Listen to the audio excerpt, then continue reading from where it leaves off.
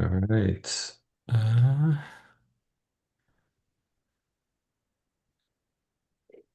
think we're live. Let All me right. quickly refresh over here. All right. I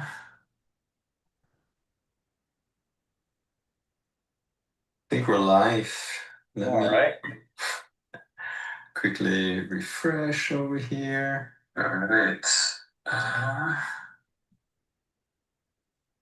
Perfect. I think we're live. Let All me right. quickly refresh over here. So I got the feedback loop there. There we go. And I have myself on my other monitor. Cool. Daniel, can you hear me? Yes, loud and clear. All right, awesome. There we go. Gallery. Let me see if people are already joining us. Okay, cool. We still have a minute or two. There we go. All right. Um, how's the weather on your side of town, Daniel? It's nice and sunny today. I think we're going to be nice and sunny today, but starting some rain again Friday, which I appreciate because my sprinkler system on my garden isn't working 100%, so the rain helps keep my tomatoes alive. Good, good, good. Yeah, Cool. All right, cool. People are joining. We have started a live stream. Daniel is in Boulder and Gun Barrel. I'm in Superior, just outside Boulder. If you guys want to plug in where you're joining us from, and then I think we'll give it 1 minute before we're starting the live stream. A lot of people are usually popping on, joining the first couple of minutes. There we go. And then Harold, if you can hear me, I think you're managing the live stream on YouTube. Please plug something into the chat so that I know that you're there and that you're going to share the links that we're mentioning in the webinar. Harold, if you can quickly put something in the chat there. All right, and we get people joining. Why don't we? It's exactly top of the hour. Let's give it 1 minute, if you guys don't mind, who are ready in the live stream. If you want to let us know where you're joining us from, feel free to do so. And then we'll get started in just 1 second here. perfect. And Chris, while we wait, why don't you let people that have joined so far let them know where you're going to be next week? Oh, I'm gonna be in Tanzania. Finally, hiking Mount Kilimanjaro, my wife and I. So I'll be, I think for the first time since I started this business, I'll be 100% disconnected for about 2 weeks. Scary, yet exciting. So I can't wait for that to happen. Parker. Oh, John, hey. Perfect. Okay, let's do this. I'm gonna record this session on my computer as well so that we can make it available. All right, so hello and welcome to today's webinar presentation. I'm gonna share my screen here. There we go. All right, I'm gonna go in slideshow. Perfect. All right. Thank you so much for your interest in today's webinar, Agentic AI for SEO. It's a hot topic these days. Your playbook for ranking in the age of AI overviews. They're now going to be called AI mode. We're going to talk about this in more detail here in a second. And then we're also going to talk about generative engine optimization. It's like one of these terms that people are using now to describe what SEO has evolved into. If you already have questions or comments, thoughts, anything, please pop them into the chat, the YouTube chat there. And then I'm also monitoring what's going on here with the chat on this side. So we'll probably get to the questions toward the end of the presentation. So that being said, my name is Chris. I'm the founder of Boulder SEO Marketing. Started this business as a local SEO company. I think the first client that I landed was in Israel. So made my way back to then working with national companies, local companies. Initially born and raised in Switzerland, moved to Boulder, Colorado back in the mid 90s. I guess I've been in digital marketing now for, I guess, nearly 3 decades. Time flies. At this point, I'm an international keynote speaker. I'm definitely an AI SEO nerd, and I'm also a brand ambassador for SE Ranking, a favorite tool here at Boulder SEO Marketing. We'll be showcasing that tool, how we use it for AI search nowadays. So my claim to fame, if you do a Google search for international AI and SEO expert, you should find my name right there at the top in the AI overviews. These AI overviews are soon going to be replaced by what's called AI mode. You can see it right on top there. It's already in the bar where it's an advanced version of AI overviews. A lot is happening there. What we're gonna talk more about this. Yeah, so if you do a search, that was one of my goals to show up for that term. I'm gonna show you partially how I was able to get that done. And here's a screenshot of AI mode. Google is working heavily on perfecting AI mode. It's basically the next version of AI overviews. A lot is going to change with Google and their SERP. So we haven't seen anything. This is under development. So stay tuned for a lot of changes to happen with Google and also other search engines such as ChatGPT, Claude, Perplexity, etc. All right. Not sure if you attended some of the meetings of Google I/O. It's their yearly developers conference. What I noticed is that Sundar Pichai, the CEO of Google, chairman of Alphabet, mentioned that, especially he was talking there about AI mode. So to me, it was very clear that a lot is going to happen with Google, their interface, how it's going to change. And we're going to show you, talk a little bit about AI mode, how now Google is infusing agentic AI into AI mode. And that's critical to understand if you are involved in search engine optimization or generative engine optimization. So we'll talk more about that in just a second here. Daniel, who are you?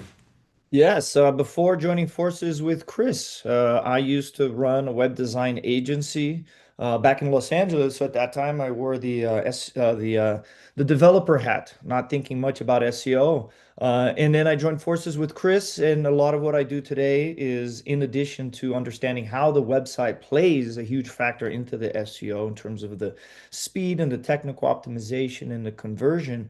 A big part of what I'm really focused on is making sure that we are integrating and implementing a lot of our AI processes into our flow of what we do for the client. So essentially, in a nutshell, Chris is the visionary of the agency. He's out there understanding what's the future and what we should be doing. And he brings those things to me, and I'm the integrator, where I'm putting these things into actionable flows and processes that our team can deliver these things to our clients in a consistent manner. I'm originally from Brazil, used to live in Miami. But yeah, now I'm looking forward to sharing some of these insights and things that we're doing for our clients with you a little bit later in this presentation. Awesome. Thank you. All right. So, Daniel, are we still a SEO agency? Not anymore. Times are changing and we're changing with it. Yeah. So and obviously we'll talk. This is what this webinar is about, right? I like to refer to us now as a content marketing agency that happens to be really good at SEO, and we heavily use AI to achieve incredible results. This is basically what this webinar is about. About 9 months ago or so, I woke up in the middle of the night and I had really this wake up call where I realized that if we don't heavily invest, transition to become an AI driven agency, we're going to fall behind. So I kid you not, I think I woke up at 2 a.m. in the morning and I was awake for a long time.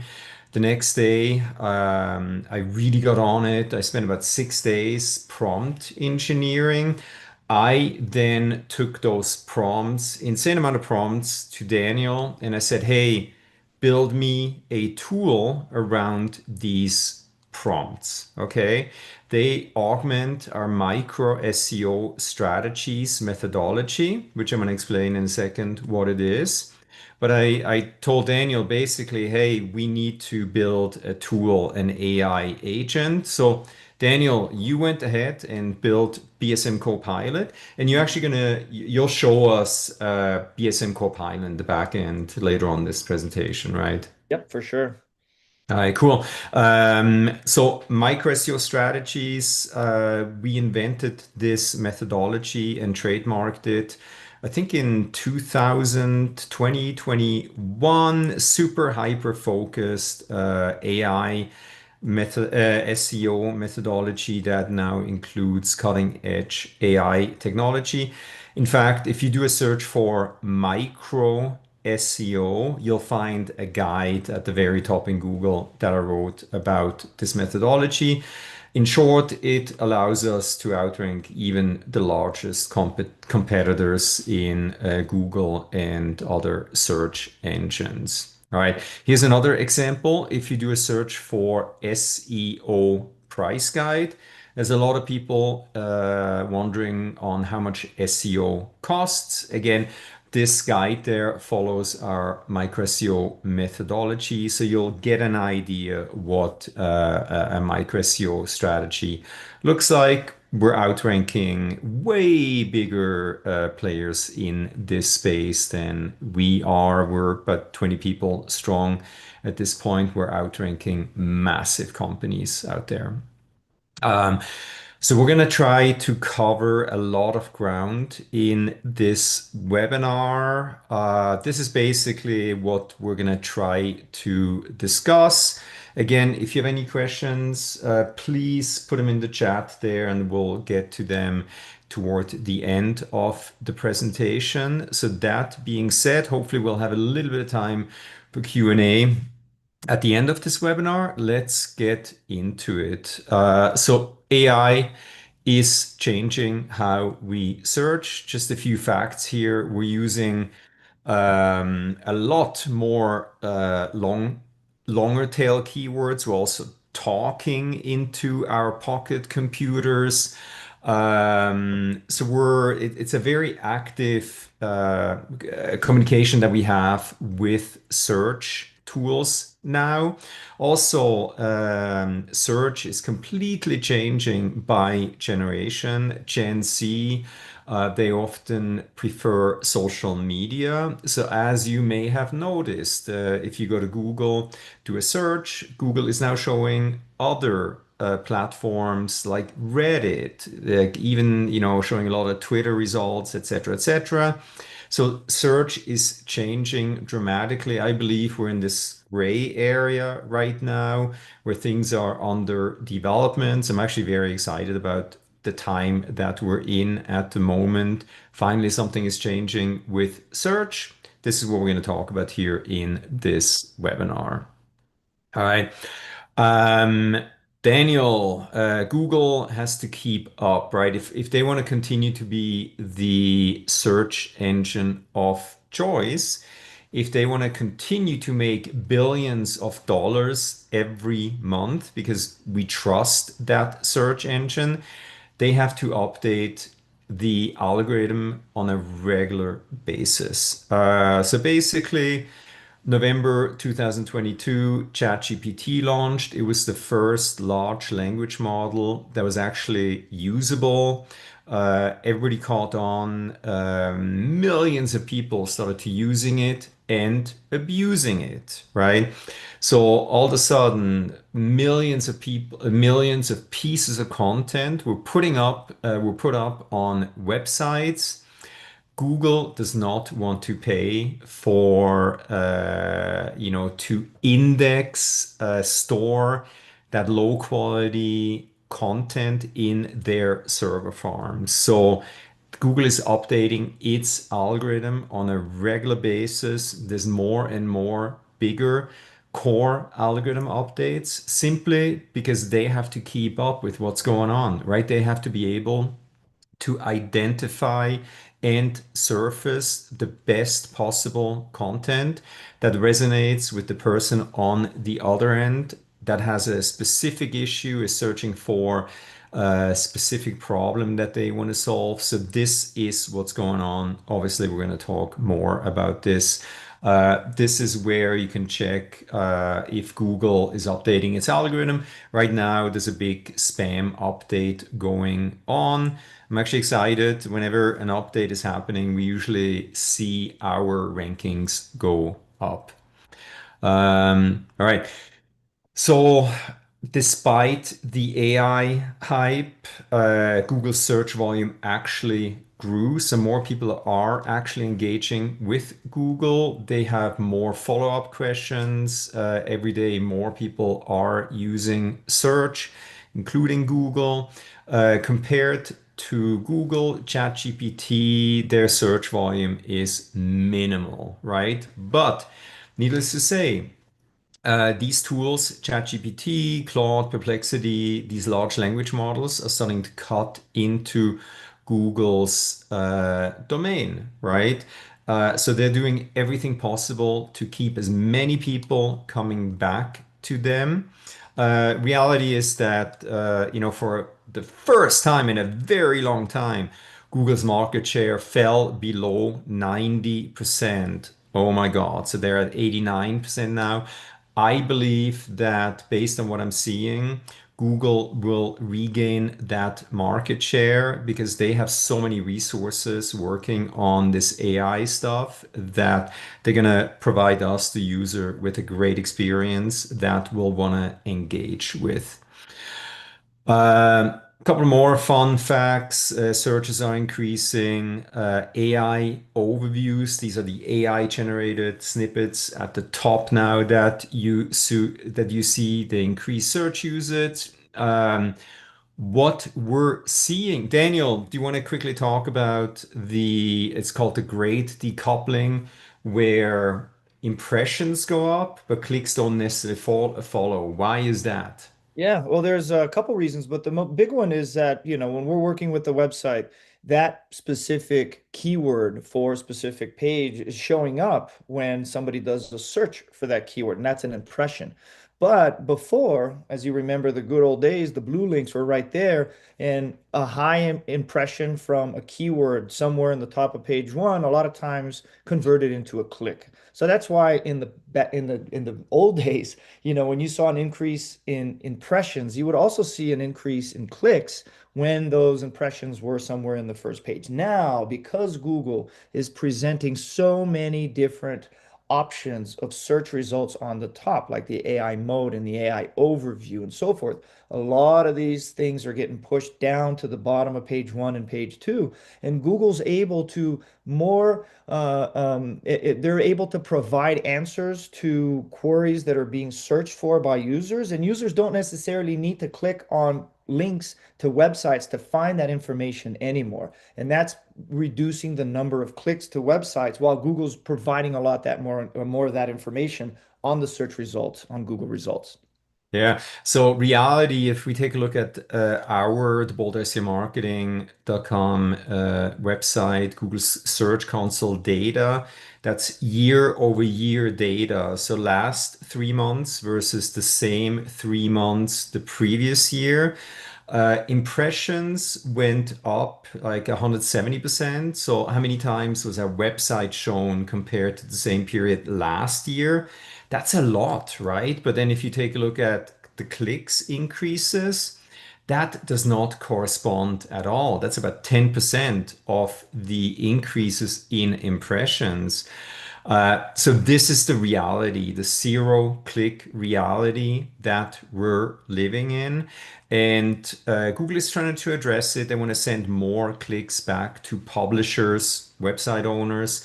So this is going on as we speak. And I'm very hopeful that Google will send more clicks back to websites. But that's what's going on right now. And then on that note, Chris, real quick, I think, one thing that everyone watching this, presentation can see, if you go to your search console and you see an increase in that impressions, but a decrease in the clicks, it doesn't necessarily mean that your whatever efforts you're putting into SEO, they're not working. They are working, right? And there's other ways to understand how well they're working, but really that kind of difference is really just the nature of this landscape that we're in. And it's, like Chris said, I think very transitional. And I think Google's really going to do something to be able to start funneling some of these searches back to clicks again over time. But as everything is changing so much, this is one of the things that we're all having to really understand and deal with and adapt with for the time being.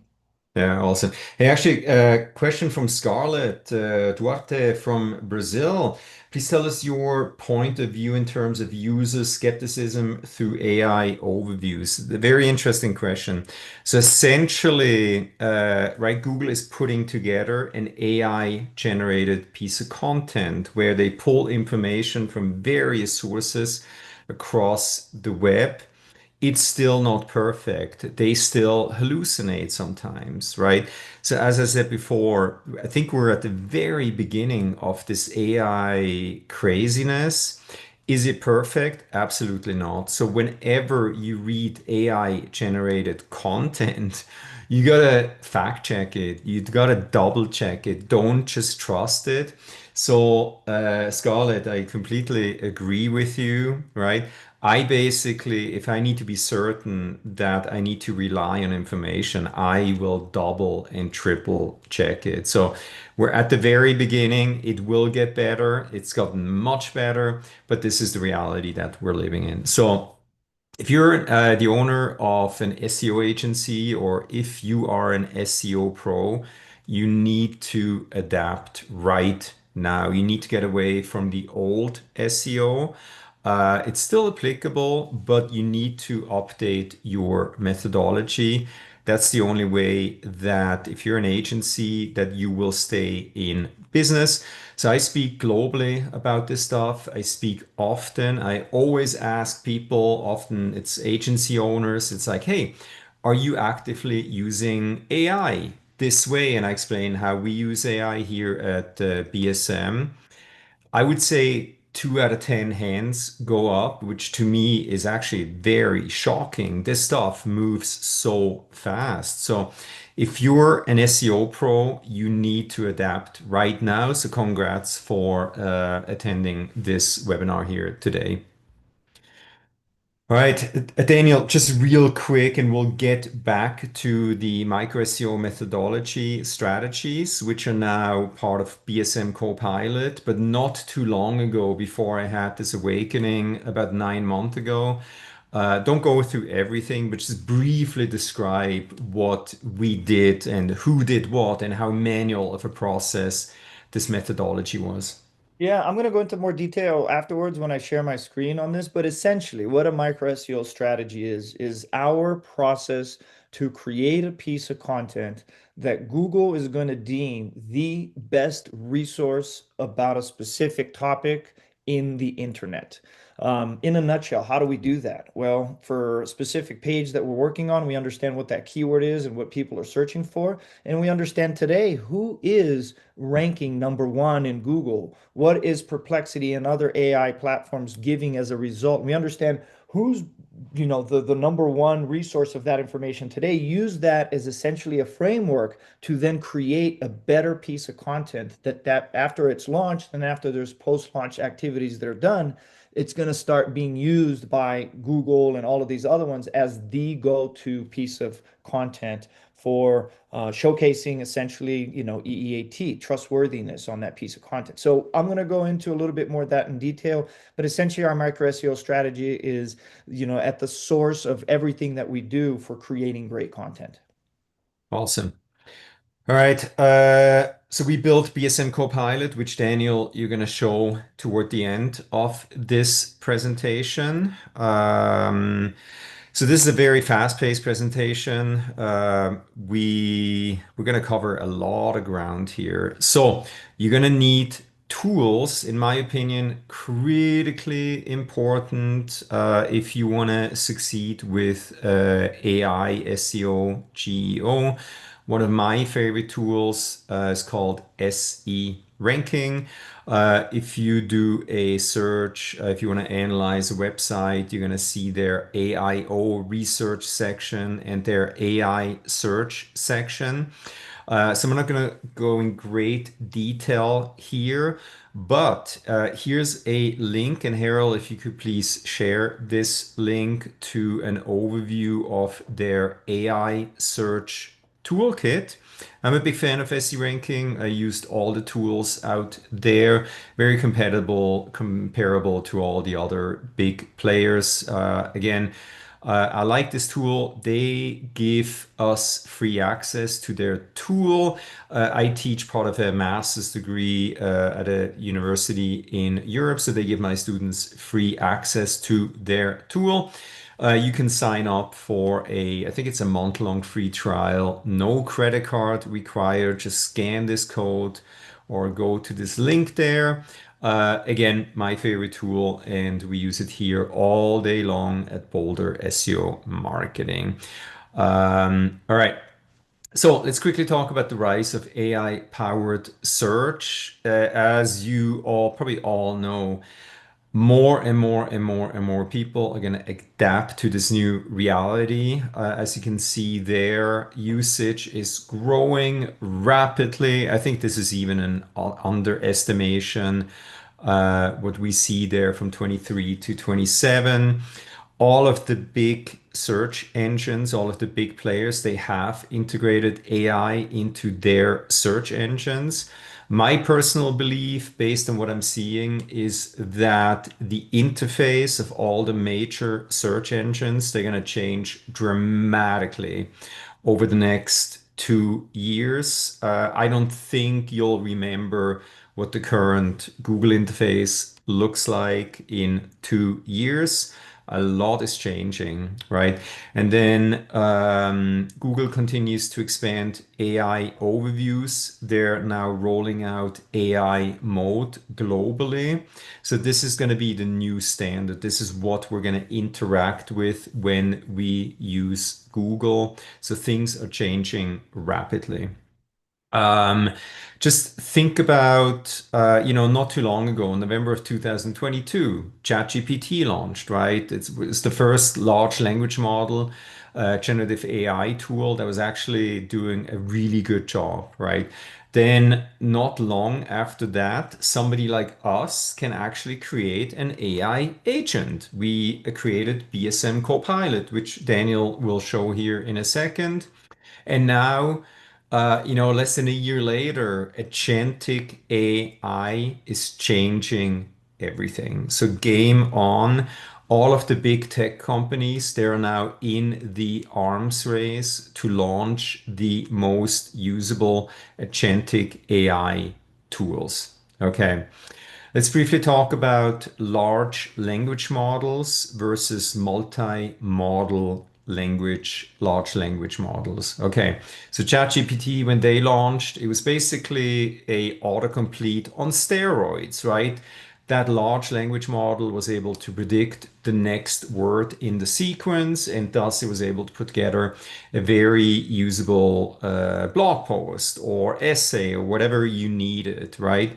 Now we're at the point that these language models they can work together. And I'll have Daniel talk about the ChatGPT Agentic AI tool in a second. But now these tools, they actually work together, as you can see there on the right side. So we have evolved from a single large language model tool to where these tools now work together, are able to accomplish really incredible tasks that I didn't think was possible just like 3 short years ago. So this is where we're going with this. Um, Google, they are now adding agentic AI features into AI mode. I've signed up for to be a tester. I don't have yet access to it, but basically all you have to do is go to AI mode and say, "Hey, I'm visiting, Denver tomorrow, and I would like for you to make a reservation at a vegan restaurant at this time." So that's all you have to do. This AI agent will be able to go out there on your behalf and accomplish this task. This is the reality that's happening right now. Um, Perplexity is coming out with Comet, a agentic AI browser. Daniel, you've been testing ChatGPT's agentic AI a little bit. How did that go? Yeah, it's so much fun. So, I mean, if anyone out there who's, looking at their chat GPT, there's that little plus sign next to the prompting, and you can select agent mode. And agent mode, take it for a test, right? And if I could summarize it, just what's happening with this agent mode is like before the normal chat GPT is more of a brain, right? It's you ask it questions and it'll give you back information and so forth. This agent mode is now a brain, but it also has hands and it has access to tools, right? So a quick example is if you want to plan a party, the old chat GPT, you would ask it how to plan a party and would give you all of these instructions on things to do, and then you would have to go out there and do it yourself. With this agent mode now, you can set it up so you can help plan the party, but then the agent will go out there and book the venue and order the cake and send out the invitations. So this is really, really a pivotal point in how we're changing the way that we interact with AI, where AI agents now are going to actually start doing a lot more stuff for us, which is really, really interesting. Yeah, and so we were just at the very beginning of this agentic AI reality, and I'm very excited about it. So also I'm a little bit scared for the future generation. I had coffee with my daughter yesterday, a couple of days ago. She's at university. They are not yet teaching how to use AI the way we deploy AI here at Boulder SEO Marketing, right? So the reality is, after we launched BSM Copilot, sadly, we were able to eliminate 3 positions of people that were doing many of the tasks that are part of the micro SEO strategies methodology manually. I hated it. However, it is what I need to do as the owner of an agency, right, to stay competitive. And I had conversations with other friends that have kids similar age like mine. I am scared for the next generations. A lot of entry-level jobs, lower-level jobs, they will be eliminated by AI. So, if you're of that age, I highly recommend continue to attend webinars like this one. Learn AI, become an AI operator. It's going to be your best friend. It's going to make you relevant, and you will be in demand. Daniel, anything to add Yeah. here? Yeah, on that note too, we were having a conversation this week about how we're essentially getting a lot of clients that are coming to us from like bigger agencies, right? And one of the things is this is a awesome opportunity for small agencies like ours that are very nimble to be able to quickly adapt to all of this ever-changing landscape, right? So brands that are doing their own marketing and have the ability to move fast, small agencies that have the ability to move fast are in a huge advantage to be able to leverage not only, all of this new stuff that's coming up, but being able to adapt itself to all of this ever-changing landscape. Right. So on the other side, it is very, very exciting, right? And I think your example of, how in school they're not teaching exactly how to, adapt and be better at this AI agent too. It's because I think the school system, the same way with bigger agencies and bigger companies, there's a lot of bureaucracy and they move slow. And unfortunately, if you move slow in this new age of AI in terms of adapting new tools and adapting new processes, you're at a huge, huge disadvantage, right? For which for us is a great opportunity, right? Because we're small and we are able to really change on a weekly basis, right? Implementing new processes, implementing new tools. So, Yeah. And by the way, if you're an agency and you have not yet created an AI task force where you meet weekly with key stakeholders in your company, you're behind. We take this very serious. We infuse AI into most everything that we do. We take a look at every process, everything that we do. And the reality is that most likely there's already an agentic AI tool that we can take off the shelf or easily create it ourselves. So this is what we're doing here at BSM. Daniel, do you want to quickly, very briefly talk about the podcast that we did with Itai Sedan, CEO of Duda?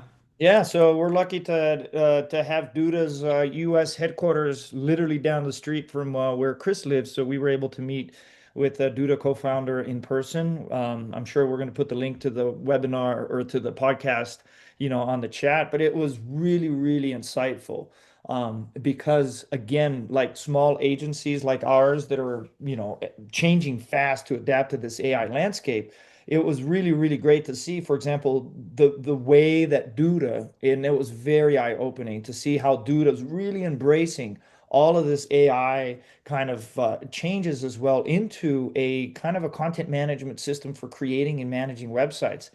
That in full transparency is really, I think, above and beyond a lot of the other CMSs that we've been working with historically. So it's, there's some other players, Duda being one of them, that are really leveraging this change to be able to stay ahead of the curve. And yeah, hopefully you guys get to see that conversation. There's a lot of great information in there.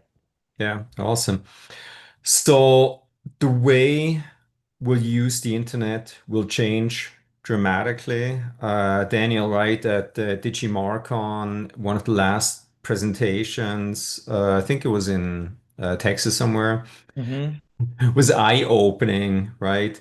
The reality is that in the not so distant future, we're going to task a agentic AI tool to go out there on behalf of us to find the information or make reservations or interact with other web entities.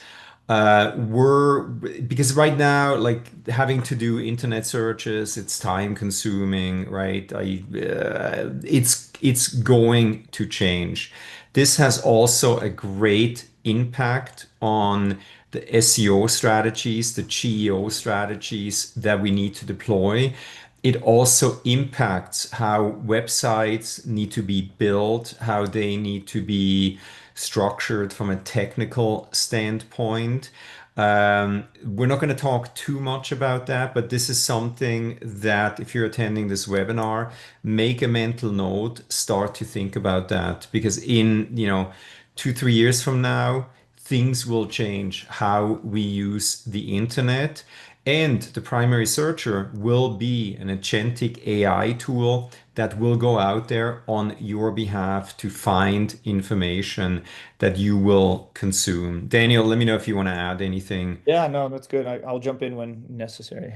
Yeah. So reality is, it's already competitive out there in terms of getting eyeballs to your website or ranking.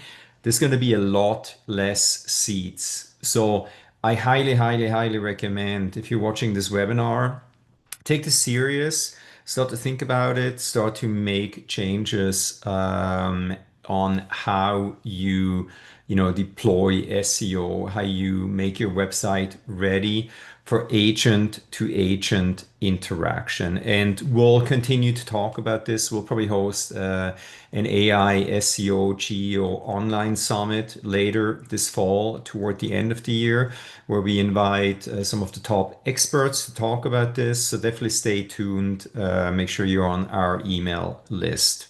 All right. Daniel, what are probably the two most critical, important ranking factors when we think about what kind of content will actually rank? Um, Yeah, yeah. So I could jump on that, and they're very related, right? So one of them being the domain authority, and the other one being the EEAT score, right? The domain authority means, what's the credibility that a certain domain has under Google's eyes, right? And the higher the domain authority, the higher trust that Google has that that website follows a lot of the EEAT factors. And so anytime that we're working with a website that has a high domain authority, anything that, well, not anything, but stuff that we put on there will rank faster and will rank higher than if the same piece of content was to be placed on a website that had a domain authority that was lower. Why? Because Google doesn't trust that domain as much, so it needs to build that trust over time.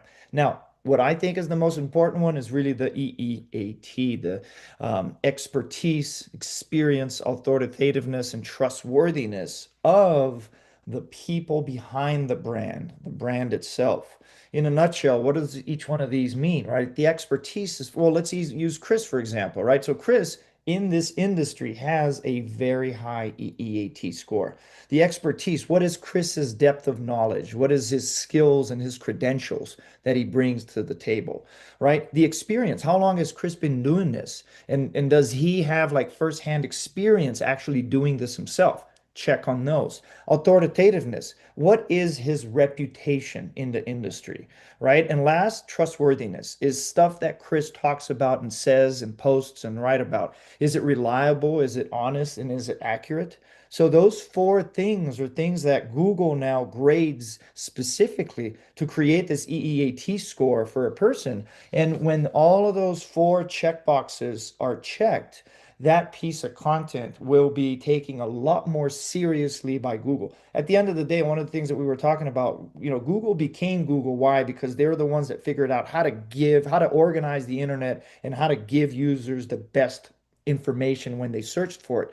That's what they're doing today, right? With all of this AI generated content, they're always updating their algorithm to say, today, how can we present to users that are finding really the most expert authoritativeness people in the industry to give them the best piece of information? And as an author, as a content creator, if you follow the guidelines of creating pieces of content that follow the EEAT, you're going to be in a good place because that's what Google's looking for. And that's as white hat as you can get when ranking high on search engines.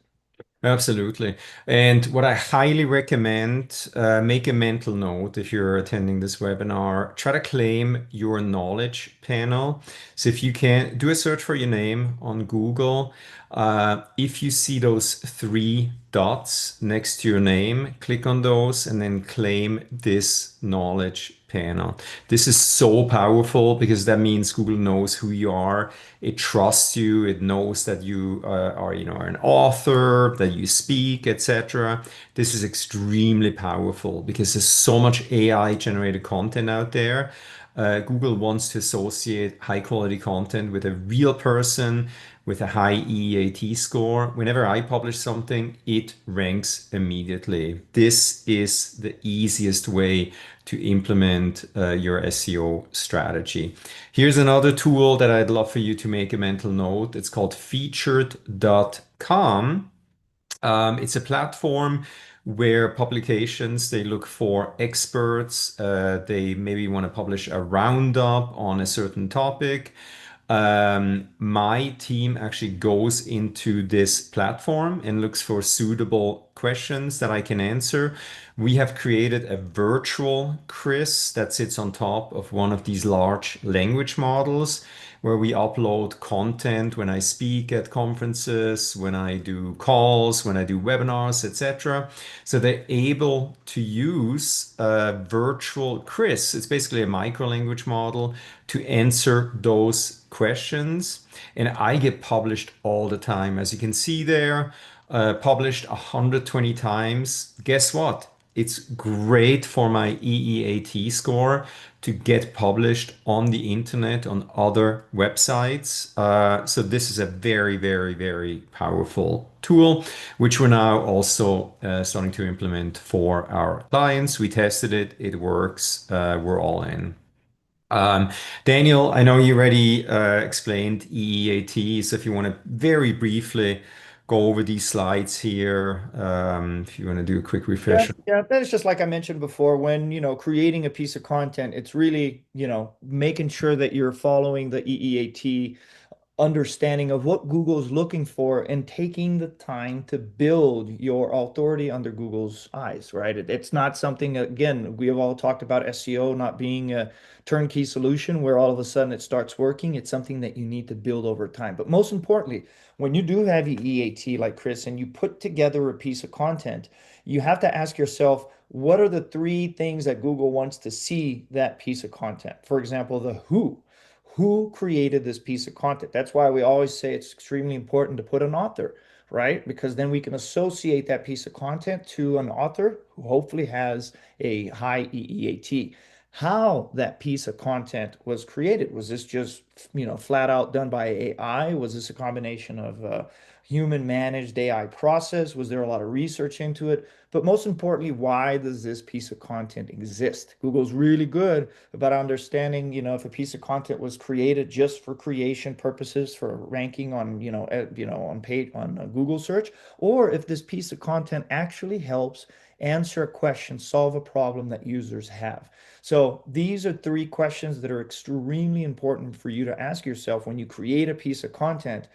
Are these three items answered clearly so Google understands what this piece of content is all about? And again, don't use AI for AI. Just, what got a lot of companies and businesses in trouble is because when ChatGPT launched, they're like, oh my God, we can just, launch 20 blog posts a month and this is going to, streamline our process. And that got them into a lot of trouble. So the idea is, yes, you can use AI, but you can use AI to help support your efforts to create really great quality content, right? So that's a little bit of what I'm going to show when I do a presentation on our platform a little bit later in the presentation. Awesome. And by the way, it's totally fine to publish AI generated content. If you do a search for AI and SEO webinar, it's this webinar that you're attending right now. 100% AI generated content. However, we used virtual Chris, right, where we fed source content into a micro language model. So that thing basically spits out content that's as good or even better that I could create because it's feeding on source content that I created. So just do it the right way. Proof is in the pudding. It's working. We have a lot more examples. Unfortunately, not enough time. So then this is what Daniel is going to talk about. Once we have created a piece of source content, we want to make sure we get into these other search engines such as ChatGPT, Claude, Perplexity, etc. So you got to publish content that's based on the source content in YouTube, LinkedIn, Reddit, Quora, etc., etc., because all of these search engines, they will take a look at the content that's on these platforms to make a decision on what to show. So I call this strategy contextual, multi-platform content creation, optimization, and distribution, also known as generative engine optimization. All right. I think we're already a little bit behind schedule here. So basically, traditional SEO, It's outdated, in my opinion. We still need to do SEO, but we need to migrate to GEO to make sure that our content gets found, understood, trusted through EAT and domain authority, and then prominently featured in not only Google but also other things like AI overviews, AI mode, ChatGPT, etc. We already talked about EAT, the structure of a piece of content. Don't write for these AI tools, use natural language. Then technical SEO, very important. One thing that I highly recommend, implement schema markup. If you don't know what that is, just Google it. It'll make sense. So with that being said, Daniel, sorry, we're a little bit over time. I'm gonna let you take it from here and actually show our BSM Copilot how we implement our GEO methodology at this point. Do you want me to leave this slide up for now, or? No, no, no, I'll share my screen. I have that on mine. And in full transparency, I could talk about this thing for a full hour. So I have a lot of different slides that I could share, but understanding that I have about 10 minutes left, I'm going to move pretty quickly, just highlighting the important stuff. Chris, can you see my screen? Yep. Perfect. So, in a nutshell, right, what do we use our Copilot tool to do? Well, we use our Copilot tool to create an outline that if either a human writer or AI is going to create a piece of content, if they follow that outline, they have the best opportunity to create a piece of content that's going to be the ultimate, most trustworthy piece of content on the internet. How do we do that? Well, first of all, we start with the research. So there's going to be obviously some keyword research to understand what keywords we're focusing on.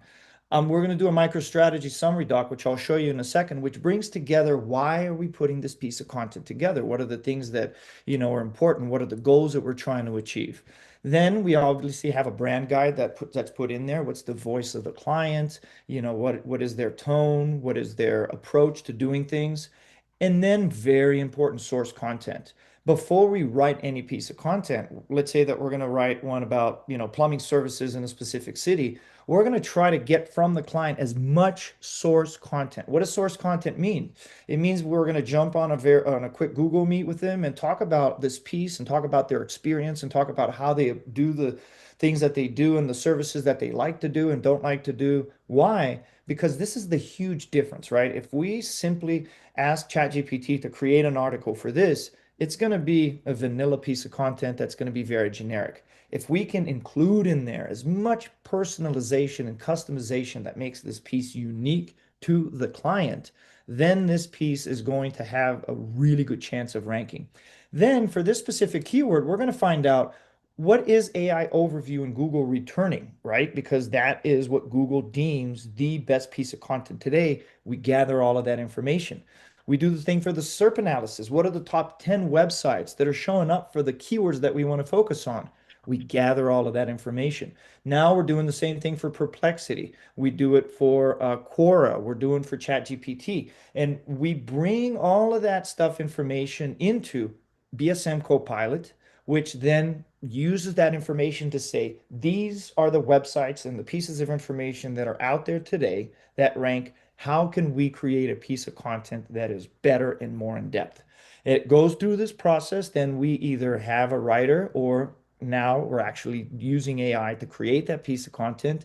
And once that piece of content is done, there's a lot of follow-up steps that we do, tech audit, schema, making sure that there's internal linking, outside linking, inbound links, and we launch that piece of content. But more important than even creating this piece of content is what happens afterwards. And this is, again, a great place for AI to be able to get this new piece of content that we've created and slice it and dice it into different pieces of assets that will be used in a lot of different places. For example, now we can promote and talk about this, piece of content in Quora or in LinkedIn newsletter or in the LinkedIn company page. We definitely create a press release, which is an amazing way to create inbound links to this new piece of content. We can create a newsletter, maybe, turn it into a podcast, Facebook, social media, all of this. Now, All of this is stuff that when we used to do manually, it would take us 2 months, 3 months to go through this whole process. Now, because we're leveraging AI, not only are we able to do work that is a lot more in depth, but we're also to do it a lot quicker as well. So now we're in the place where we can actually deliver a lot more content and traction to clients at a much shorter time. So they're getting more for their money, right? I'm going to jump into Copilot and show you a little bit, but essentially what Copilot is this, right? If you look here, this is where we put in all of that information that I just talked about in the beginning. And then Copilot is a sequence of prompts that talks to AI to say, hey, here are the keywords. Oh, here's the SERP analysis for this keyword. Oh, here's the AI overview. Oh, here's the perplexity. And it keeps putting in information. And then when we have an initial outline for this piece of content, the first thing we do is we run it with the client, say, hey, what do you think about this outline? And we record that session because then the client's going to say, oh, this is great, but let's also talk about this. Let's talk about that. No, let's not do this. And here's some examples. And we get the transcript from that interview. We put it back in the Copilot, and then it changes and updates uh, the, um, the outline, not only to have feedback from the client here, but also it's going to have that source content from the beginning of when the client first gets it. So the idea is we're leveraging AI, but we're not letting AI run with the whole thing and just create a piece of content. We're really guiding it and feeding it a lot of great information, a lot of source content. The other thing that makes this a true game changer is this. For every single client we have, we create a client agent. Why is this important? Well, because we're not just asking ChatGPT to understand who our client is and to create pieces of content for our client, because ChatGPT doesn't really know that much about our client, right? It just knows information that's out there. So what we do here is an example. So we use right now OpenAI assistants. And here's an example, right? So one of our clients, Adams Plumbing, we created a custom chat system just for them. In here, for example, you'll see that we created files. One of them is the branding and messaging guides, buyer personas, company overview, and then we put in as many information as possible. Why? Because, for example, let me ask, what is your approach to repairs? If I ask ChatGPT this question, it's going to have no idea how to answer it. Or even if I tell it who the client is, it's going to be very, generic. But here, this AI system, which is what Chris was talking about when he said we created a digital Chris, this is the digital client. It really reflects how the client would answer that question because we fed it with all of this information in here. So this is a fundamental part of our AI process. Every single client has a specific AI custom agent that is built for them and that we build over time.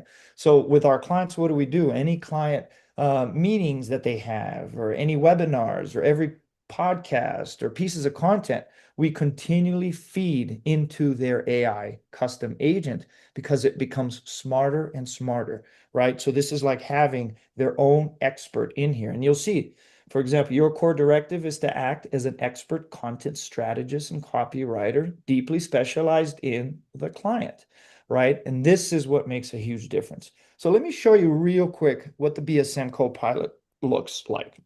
So in a nutshell, the one thing that, if you remember, it's a real prompting system. I'm going to show you how that works. And this is what Chris was up at 2 o'clock in the morning one day, understanding that, like, oh, we have to create a process to do what we do. Here's an example, right? And these are different processes that we do for different things. But right now we're using the micro SEO 2.0. And essentially, we're going to feed information to that custom agent for the client. And the first one's like, hey, your North Vision. You are an AI assistant specializing so forth. And at a lot of times, it's going to feed not only the static prompts, but it's going to bring in specific information that's custom for that client. So for example, we're creating an outline for and you'll see this in the next on the micro SEO. And this outline will serve as a comprehensive guideline for a human writer, and it goes through that process. Now you'll see this process here for creating the micro strategy. There's all of these steps, right? This is the type of page that we're creating. Here are the keywords. Oh, by the way, here's the SERP analysis that we've generated, the AI overview. So everything starts with creating the summary doc, right? So we need to tell the AI agent and guide it through not only doing the research, but then also building this outline, but then also creating the piece of content. It needs to be very heavily human generator driven, right? Because that's how we control the input, which then dictates the quality of the output. So in here, what is this project all about? Right? What is the page that we're working on? The type of page? What are the key messaging points? There's a lot of stuff that goes in here. Now, check this out. This primary keywords. For this client, we have three primary keywords, and these are the keywords that we're going to want to go out there and do all of that research. What is Perplexity putting out? What is AI Overview putting out? What is, all of these. And that used to be manual work. Like Chris mentioned, we had a team of people that would go on there and for days just do search, copy, paste, search, copy, paste. One perfect example of how we've automated that process now. All right, let's say that I'm going to run a process right now. So I'm just going to quickly do that. So I'm going to say run a process. I'm going to run our micro SEO 2.0, and this is, I'll call it webinar test. And I put in the MicroStrategy summary doc because remember, all of the information about the client and everything we need is in here, right? And I'm going to say, and then if we have the initial source content, this is where we put in here. And this is where we had an interview with the client before and we say, hey, tell us everything you can about how you do this or your approach for that. Again, really important. So when we start the process, look at what happens. Now we have built this thing, AI process, which is getting each one of their keywords, main keywords, Idaho Springs plumbing repair, Idaho Springs plumber, installation plumbing. These three keywords were automatically generating the AI overview. We're automatically doing the SERP analysis. We're automatically doing the perplexity analysis, and it's automatically getting the information from the page because we need to understand what's there today so we can build on top of it, right? This sometimes takes a little bit of time, so let me just go back to this one, which already generated all of them, right? And you could see, for example, for these keywords, these are the AI overviews that are coming up for each one of these. So in Google, AI overview for this search result is that. For this keyword, it's that. And the other one is that. Same thing for the SERP analysis. What are the top 10 websites that show up today and what information do they showcase? Again, super important, right? Because this is who Google deems the most important relevant. Now, we created all of this and then the process starts where the agent and us interact with the prompts. So for example, I said, hey, can you make sure that you have access to the client company overview and the brand messagings and the buyer persona? And they're like, yes, we have access to that. So when I say next prompt, then the prompting system is going to feed the next information and say, hey, before you proceed, it's crucial to review initial instructions from the client. Because there's nothing in there, it'll say, oh, there was no additional client input, so it's okay. I am ready to move forward. And again, we go through this process. Here is the one big thing that we're working on for clients that is a real game changer. And I know I'm over time, so I'm only going to take 2 more minutes, Chris, is this one. Right now, when we create this piece of content, which I'll show you at the end, this is going to be populated on this dashboard, right? And this dashboard, then again, how are we using AI to make our process a lot faster, a lot more efficient? This piece of content will be posted on here. And then by creating automations and processes using AI, we're going to, from this piece of content that was created, immediately create a press release or the LinkedIn posts and the Facebook posts. We're going to create another tab here that's going to be the schema, if we're going to do an email blast and so forth. So the beautiful thing here is once you have a final piece of content and that piece of content has been approved by the client, we're able to generate all of these other assets in the click of a button because as Google has specified, if we're using source content, which is this great piece of content that we've created, as the source for slicing and dicing and creating additional pieces of content to be used in other places, that those pieces of content work tremendously well and it's a great usage, right? So going back to this process here, we go through and there's like you remember from the prompts, there's like 10 or 15 different prompts. It essentially creates at the end a content outline which is going to say, hey, if you follow this outline, this piece of content is going to be the best piece of content out on the web. And then we can then follow to the next step where it actually creates the piece of content itself. And because we've been following this process where it uses AI to leverage the heavy lifting of the research and the content creation, but at the same time, we're inputting as much client custom information and unique information about the client. It creates pieces of the content that we've seen across the board for pretty much all of our clients, pieces of content that are ranking extremely well. And all of these additional pieces of items that we put in social media and press release that are also generated by AI are working tremendously well. So I know we're 3 minutes before I kind of ran through all of this, and I just wanted to make sure that everyone had a really kind of an insight on how we're building this tool to optimize not only our micro SEO process, but how we use and leverage AI to be able to do what we do faster, more efficiently, and more in depth. Awesome. Thank you so much, Daniel. Gosh, we went over time, so apologies for doing that. I think to be respectful of everybody's time, I'll be sending an email with the link to the webinar recording. It's on our YouTube channel. So if you'd like to keep in touch with us, smash that subscribe button there. Why don't you email me your questions? We're currently working on organizing the AI, SEO, and GEO online summit. I think we'll have a very exciting lineup of some of the top experts in this field. So instead of going much over time here, just shoot me an email with your burning questions or ideas for the online summit, stuff that you would like to hear, information that we should cover in the online summit. So that being said, I apologize for going over here, but obviously this is a very, very complex topic that we're trying to tackle here. I do hope you learned something. If you don't want to deal with this yourself, we're open for business. Feel free to reach out. Happy to do a analysis. I'll be leaving for Africa here on Friday, but Daniel is in town. Um, yeah, again, thank you so much for your interest in this webinar. Shoot me an email in response to my email that I'll be sending to everybody. Make sure subscribe to our YouTube channel. Daniel, any last words of wisdom or any parting words?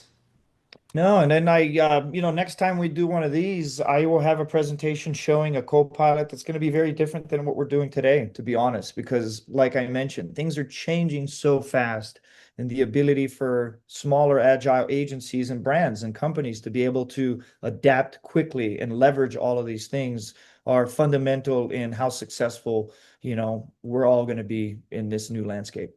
Awesome. And then if you want to contact me, just go to the bouldersmarketing.com website, click on contact us, complete the form. This way it'll come to me and Daniel, especially I'll be gone for about 3 weeks, and then everybody will receive an email from me. So feel free to respond to that email. Daniel, thank you so much. Thanks everybody for your interest. We'll talk to you next time. Perfect. Bye, Awesome. everyone. All right. Thank you. Bye.